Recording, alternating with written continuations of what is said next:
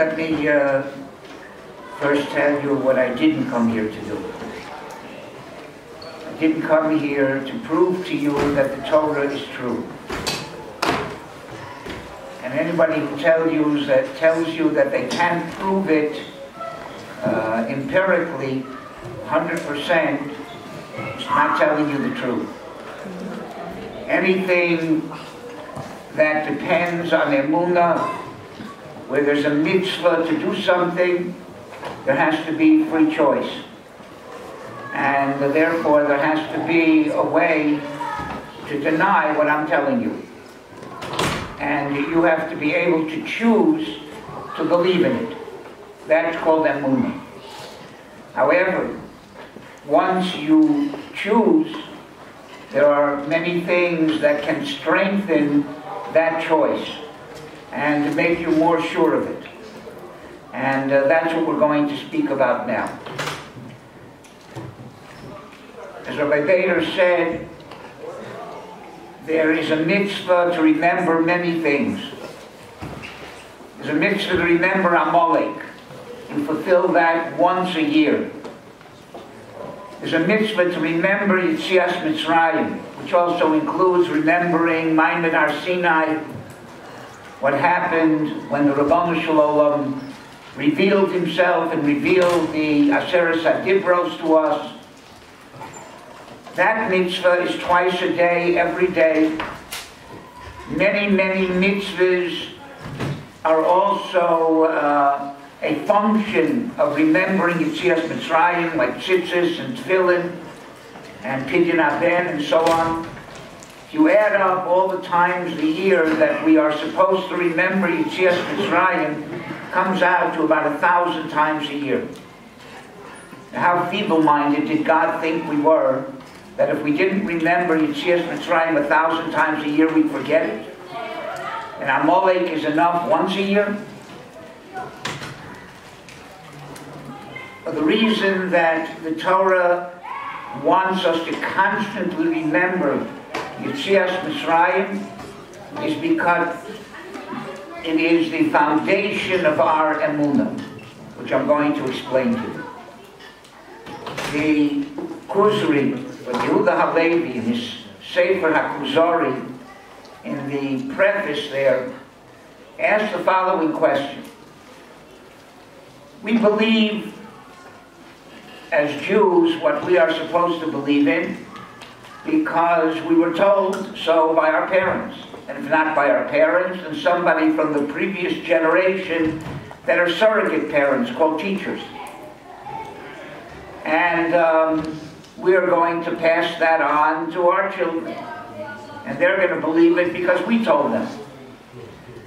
That's because we were born Jewish. Had we been born Christian, so we believe what our parents told us about Christianity.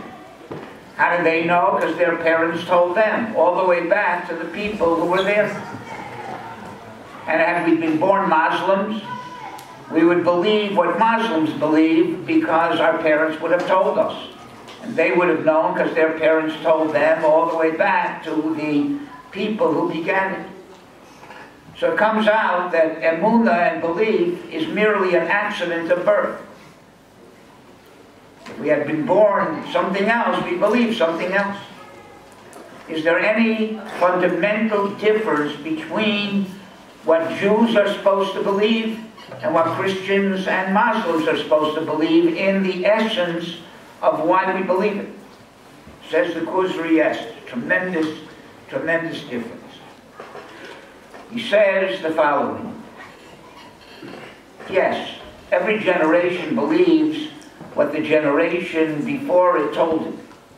But if you trace it back to the source, there's a tremendous difference between the source of the beliefs of Christianity and Islam and the source of the beliefs of Judaism. Let's take Christianity. If you trace it back to the beginning, Christians basically are supposed to believe that Yeshua came to save the world from sin, and he was the Son of God, and he was resurrected, Those are basically the fundamental beliefs of Christianity. How many people witnessed the fact that Yeshua was the Son of God? Nobody. He claimed to be the Son of God. Nobody was around when God gave out cigars when he was born, so we don't know for sure he was the Son of God or not. He claimed to be the Son of God. How many people witnessed the fact that he died and was resurrected from the dead? So there the New Testament itself tells us how many people were present. There were 11 of his closest disciples and a group of swooning women who were fainting. Now his disciples had a vested interest in saying that he came back, because if he didn't come back, they were out of a job. So they were very biased witnesses. And fainting women, not to impugn the veracity of what women say, but fainting women could see anything. So the foundations of Christianity are very, very shaky. If you trace it back to the foundation, it's based on what one person said about himself or what a small group of people say they witnessed. Islam is even worse. The entire foundation of Islam is the fact that Muhammad claims to have had a dream in a cave one night where the angel Gabriel came to him and revealed to him the Quran. Now, maybe Muhammad had that dream, maybe he had a stomachache or whatever and had a bad dream. Maybe he didn't have the dream. Nobody videoed the dream, nobody witnessed it with him. It's entirely the word of one person of what he experienced. That's the entire foundation of Islam. Muhammad had a very cogent philosophical argument that convinced many, many people to accept his new religion. It went something like this: accept my religion or I'll cut off your head. Most people found that to be extremely convincing. So it spread. The truth is, the Rambam and the Ramban say that the Rabbanu Shalom wanted these two religions to spread for his reasons. Now is not the time to discuss why. So they were very, very matzliach, they were very successful in spreading their religion. Until today, most of the world are either Christians or Muslims. But if you trace it back to its source, it is either the word of one person or based on the testimony of a few biased people. If Judaism had started the same way, and Miriam, Moshe, and Aaron came to the Jewish people who were settled in Tel Aviv and said, we have to tell you something phenomenal. You see, we were backpacking through the Middle East, and we went through Egypt, and they made us slaves, and we worked there very hard, and then God came and he redeemed us from Egypt, took us through the desert, took us to Har Sinai, gave us the Torah, and here it is, believe us. Then our religion would be basically the same as theirs, based on the testimony of a few people of what they saw and they experienced. But it didn't start like that. Our religion started with the testimony of an entire nation. An entire nation were in Egypt. They saw the 10 plagues. Moshe didn't come and say, I saw it, you saw it.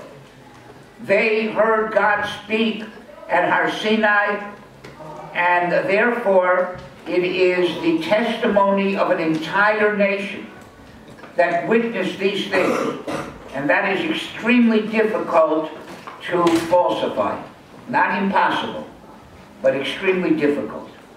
Because there are only a few different options of how we receive that tradition. And of all the options, we'll see the most probable is that it really happened. Let's see what the options are. First option is it really happened. And all these people witnessed the exodus from Egypt, the 10 plagues, Maimon Har Sinai, and they passed it on to their children, the next generation, who passed it on to the next generation, until we received it from the previous generation, and that's how we know that it all happened. It's one possibility. There's another possibility. It never happened.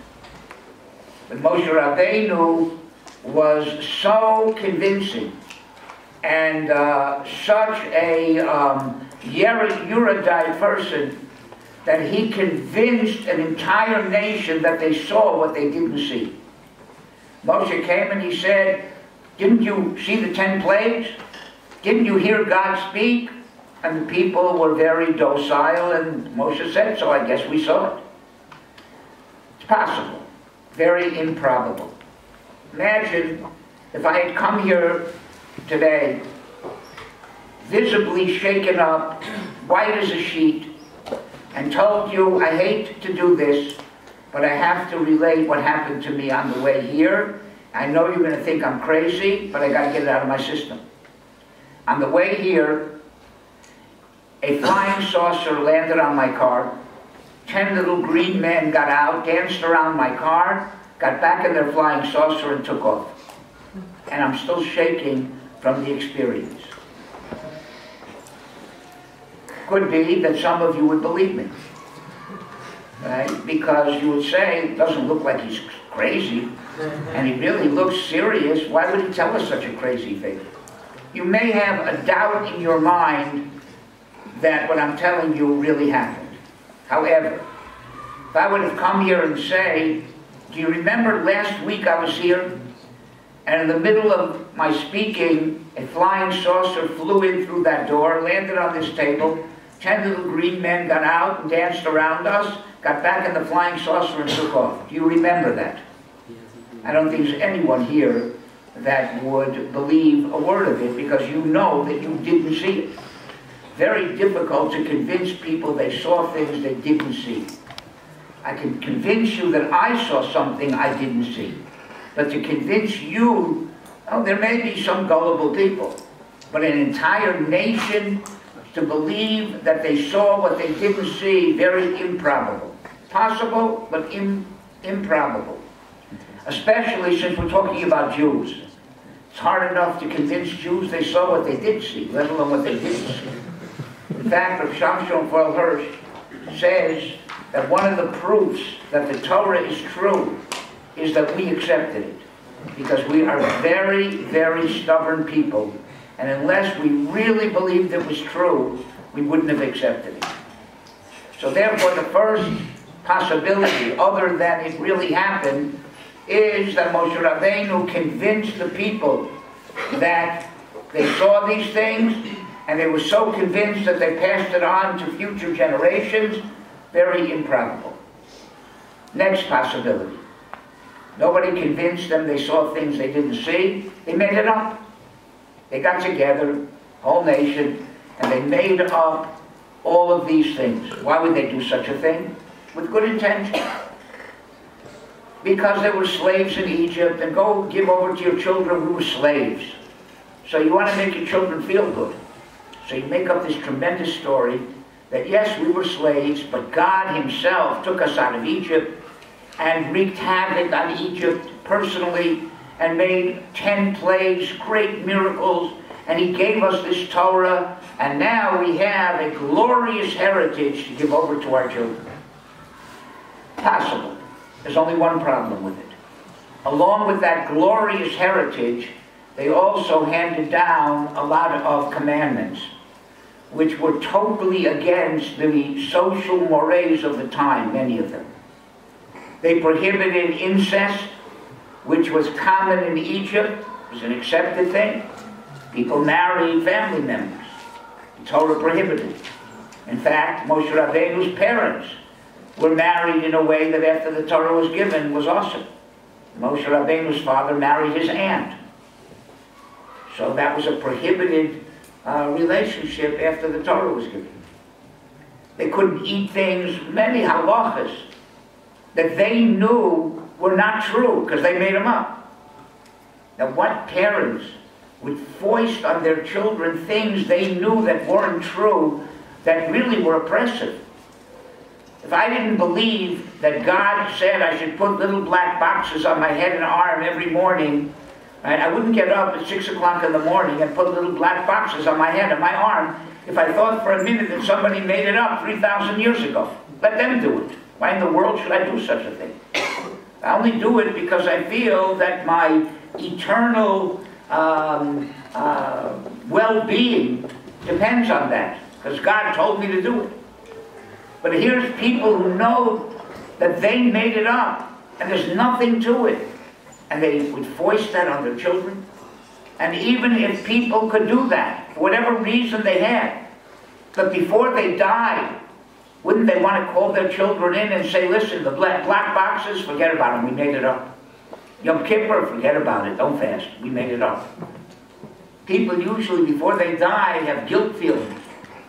So a good portion of the nation would have told their children that this isn't true, we made it up. So the fact that an entire nation made up these stories and passed it on to their children and tacked on a lot of laws that, if they weren't divine, were very oppressive, very improbable. Next possibility. Nobody made it up. Nobody convinced the people at the time. They saw things they didn't see. It never happened. But 1,000 years later, somebody made it up and convinced the people then that it happened 1,000 years before. We're not convincing people now that they saw things they didn't see.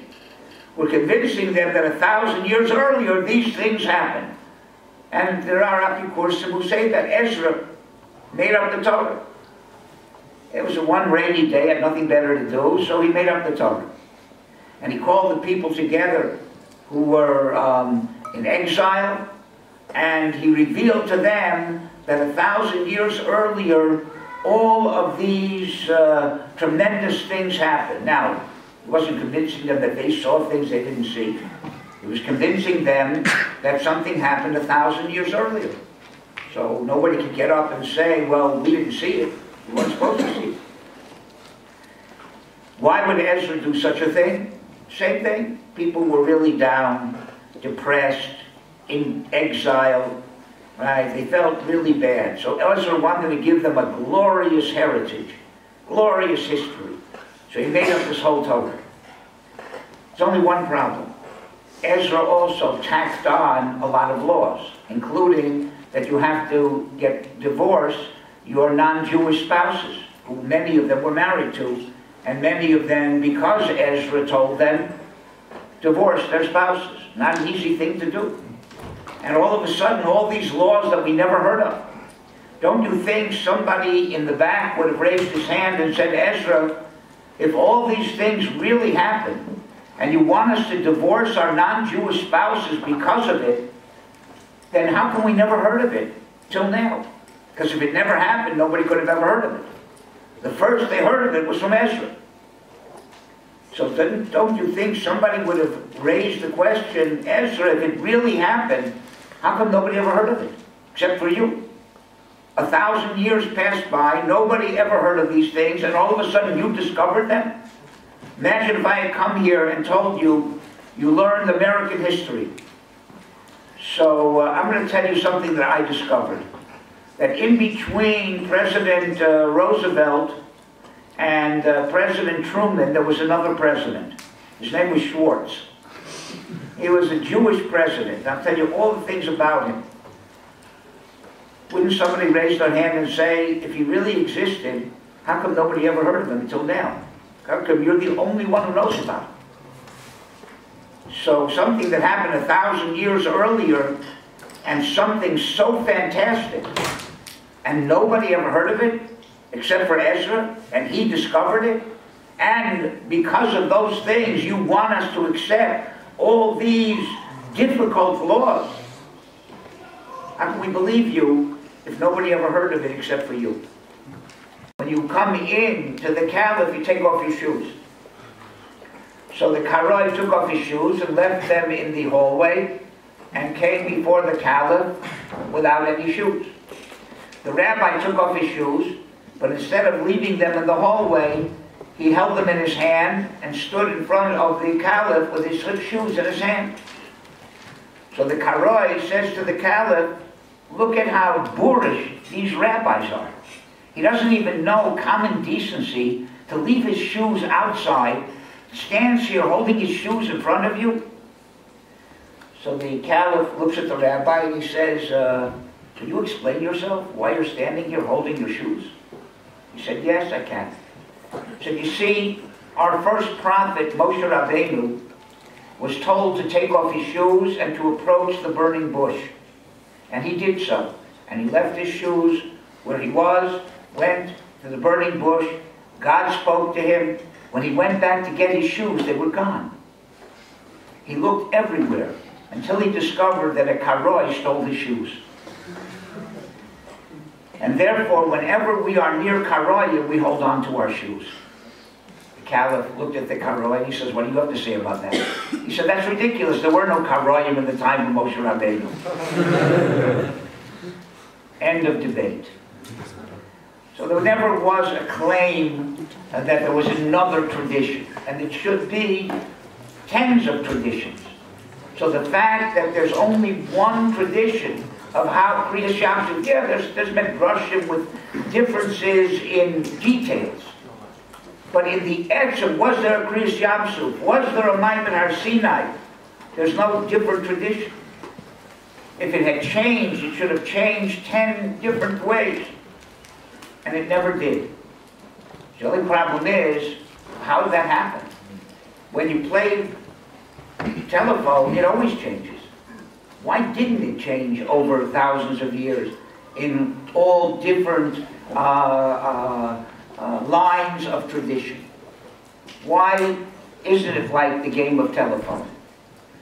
The answer, I think, could be the following. Imagine 100 people walking through the jungle in single file, and they are separated by earshot, meaning number one can communicate with number two, but beyond number two, nobody can hear it.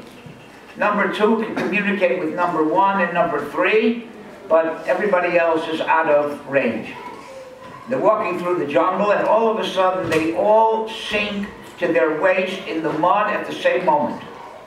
So now you have 100 people in a line, separated, that they can only communicate with the person right either before them or after them, and that's it.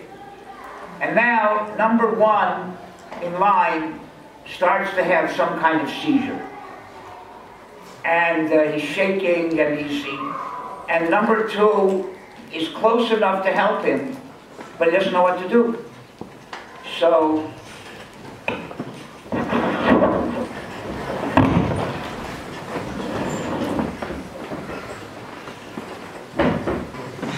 number two knows that number 100 is a doctor. So he yells to number three, I'm going to tell you the symptoms that number two, that number one is experiencing. Pass it on to number four. Let him pass it on to number five until it gets to the doctor who's number 100, and let the doctor then tell number 99 what I should do, and 99 tell 98 all the way back to me. It is probable that the message is not going to change either way. Why? Because people know they're not playing a game. Somebody's life depends on this.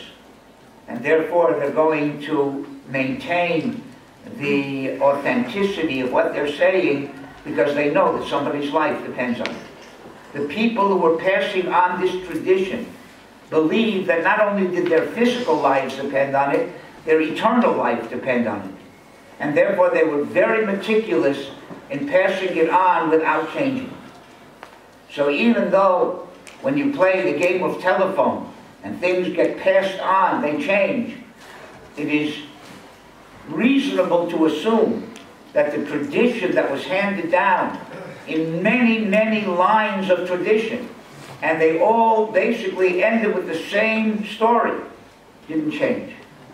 So of all the possibilities of how the tradition that we have, we sit down at the Seder and tell over Yetzias Mitzrayim, Maimed Har Sinai, how did we get that tradition? Of all the possibilities, the most probable is that it really happened and was handed down from generation to generation with tremendous, meticulous deal. And that's how we got it. Again, could it have happened differently? Yeah. Do you have to choose to be a Maimed? Yes. It's a choice. But if you choose to be a Maimed, right, then this is a idea that the Kuzri says, and I just expounded on what the Kuzri says, can strengthen your Emunah. A person can strengthen his Emunah, can learn things and discover things that will strengthen his Emunah if he wants to believe. But a person who doesn't want to believe, so you can deny all of this and believe whatever you want. You have the choice. And that's why there's a mitzvah to believe. And that's why you get rewarded for believing. If it was something that you could prove empirically, then there'd be no mitzvah, there'd be no reward or punishment. It's 1 + 1 = 2 is not something that you can argue on, and there's no mitzvah to believe that 1 + 1 is 2. It's a fact. You don't have to believe anything. But here, the Rebbeinu Shalom gave it as a mitzvah. You get rewarded if you believe, punished if you don't believe, and therefore it depends on your the way to understand that is that when Moshe Rabbeinu was being dictated the Torah, so right away in the beginning they came to the pasuk Na'aseh Adam b'tzalmeinu kibbush, let us make man. So Moshe said, I can't write this. God, you're giving an opening to people who believe in more than one God. To the meaning, to the early Christians who say that there's a Trinity. Because it says here, let us make man, in the plural. God said, you write, the harotza litos ite. You write, whoever wants to make a mistake will make a mistake. Seems that God is very insensitive to making people make mistakes. So the Bali Musar explained what it means is the following. God said to Moshe Rabbeinu, no one ever is going to become an Apikoros because it says Na'aseh Adam. Why? Because they're going to look at Rashi, and Rashi says that why does it say in the plural? Because God wanted to teach us a lesson. That we should ask advice even from people lower than us. That's how important advice is. And God asked advice from the angels to teach us that lesson. And it's clear that it's not because it's more than one God, because in the end of the sentence it says, Vayash Elokim in the singular. So no first grader ever learned this pasuk, raised his hand and said, I got to go join the convent down the block because it says, let us make man, and there's probably more than one God. So teacher explained to him what the pasuk means. No one in 7th grade, the second time you learn Bereshis, ever became an Apikoros because of this pasuk. No Bal Tshuva who opened an art scroll Chumash ever became an Apikoros because it says Na'aseh Adam. But Apikoros bring a proof from here. That's what the Rebbeinu Shalom said. Harotza litos. If you want to make a mistake, you can bring proof from anywhere. So it's not going to help. So I'd rather teach the lesson. I want to teach from it. And the people who want to believe what's right will not find a problem with this. They'll understand how to understand it. I once saw a letter that a non-Jew wrote. This was about 40 years ago. This non-Jew believed he was Mashiach. And he wanted to convince the world that he was Mashiach. This is before the internet. So he had to come up with an idea. How is he going to get to tell people that he's Mashiach? So he came up with an ingenious idea. He would write letters to clergymen, priests, rabbis, ministers, and convince them that he's Mashiach by proving to them with proofs that he's Mashiach. And then he would say, once you're convinced that I'm Mashiach, would you please convince your congregation? So with one letter, he could reach tens, hundreds of people. So I was in the home of a Rav who got one of these letters. I don't remember all the proofs. There were 10 proofs. But one of them was the following, and the other ones were pretty much along the same lines. He said, it's conclusive proof that I am Mashiach. Why? Because it says in Yeshayahu, in describing Mashiach, that Mashiach will be Lamala mi Malachim. Translated into English, Mashiach will be above kings. He said, happens to be that in the apartment beneath me, there are 2 dogs named King, which puts me above kings. So it's clear that Yeshayahu was referring to me. Harotza li tosita. A person who wants to make a mistake is going to bring a mistake and make it from anywhere he wants. You want to prove something, you want to believe something that is distorted, and you have a reason why you don't want to believe what's true. You want to believe that your Yetzer Hara can convince you to blind your eyes from the truth. There are people who deny the Holocaust. It's a historical fact. It doesn't make a difference. They hate Jews. They don't want to believe anything that could bring sympathy to Jews, so they blind their eyes from seeing the truth. Intelligent people. And they deny the Holocaust. So there's still people that believe the world is square, whatever. You want to believe, you can believe anything you want. But if you want to be honest and objective, then you can choose to believe what's right, and then you can have proofs that strengthen that.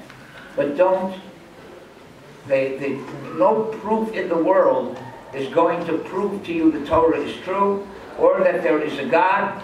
The most it can do is strengthen your choice of believing in whatever the Torah says is a mitzvah to believe. There has to be a way of makom lintos, the opposite also. So what I came to do is just to give you something that will strengthen your bechira, that if you choose to believe, at least you have something behind it that makes it easier to believe, easier to make that choice, and to feel more comfortable and secure with the choice that you made.